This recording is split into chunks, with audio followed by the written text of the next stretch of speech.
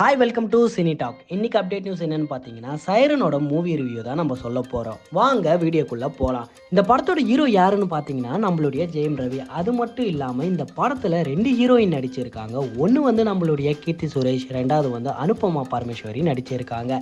இந்த படத்துக்கு காமெடி ஆக்டராக யோகி பாபு வேற நடிச்சிருக்காரு. இந்த படத்துக்கு இசையமைச்சவர் யாருன்னு பார்த்தீங்கன்னா ஜிவி பிரகாஷ். இந்த படத்தை டைரக்ட் பண்ணிட்டு இருந்தவர் ஆண்டனி பாக்கியராஜ். இவர் இதுக்கு முன்னாடி விஸ்வாசம், அண்ணாத்த, கானா, ரஜினிகாந்த் போன்ற படத்தில் டைலாக் ரைட்டராக வேலை பார்த்துட்டு இருந்தார். இப்போ இவருக்கு இது ஃபர்ஸ்ட் படமான சைரன். இந்த படத்தை ஆடியன்ஸ் மத்தியில் நல்ல வரவேற்பையும் பெற்று இருக்குன்னு சொல்லலாம். இந்த படத்தோட கதையை பற்றி சொல்லணும்னா, தப்பு பண்ணி அரெஸ்ட் ஆகி ஜெயிலில் இருக்க ஹீரோக்கு 14 நாள் பேட்ரோலில் வெளியில் வர வாய்ப்பு கிடைச்சிருக்கு. ஆனால் அது அவர் வேண்டாம்னு சொல்லிட்டாரு.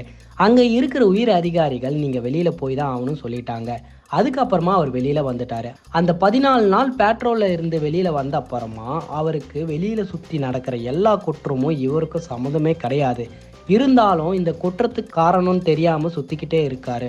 அவருடைய மீதி கதையான ஒரு கிரைம் த்ரில்லரை கொண்டு போக முயற்சி பண்ணியிருக்காங்க நம்மளுடைய படக்குழு. ஃபர்ஸ்ட் ஆஃப் சீக்கிரமாக முடிஞ்ச மாதிரியே இருந்துச்சு. யோகி பாபு காமெடி நல்லாவே ஒர்க் அவுட் ஆகியிருக்குன்னு சொல்லலாம். கீர்த்தி சுரேஷ் அவங்களுக்கு கொடுத்த ரோலை பர்ஃபெக்டாக பண்ணியிருக்காங்க. செகண்ட் ஆஃப் கொஞ்சம் லென்த் அதிகமாக இருந்த மாதிரி ஃபீல் ஆச்சு.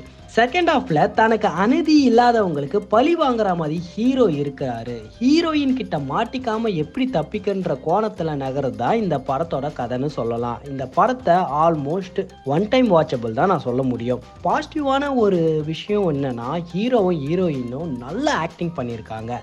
நெகட்டிவ் கமெண்ட்டை பற்றி சொல்லணும்னா, ஸ்க்ரீன் பிளே இன்னும் கொஞ்சம் விறுவிறுப்பாக எடுத்துகிட்டு போயிருக்கலாம். செகண்ட் ஆஃப் ஜென்ரலாக ஆடியன்ஸ்க்கு கனெக்ட் ஆகிற மாதிரி இல்லை. ஓவரால் இந்த படத்தை பற்றி சொல்லணும்னா, one time watchable crime investigation thriller மூவின்னு சொல்லலாம். நீங்கள் இந்த படத்தை பற்றி என்ன நினைக்கிறீங்களோ உங்களோட பதிலை கமெண்ட்டில் வந்து ஷேர் பண்ணுங்கள்.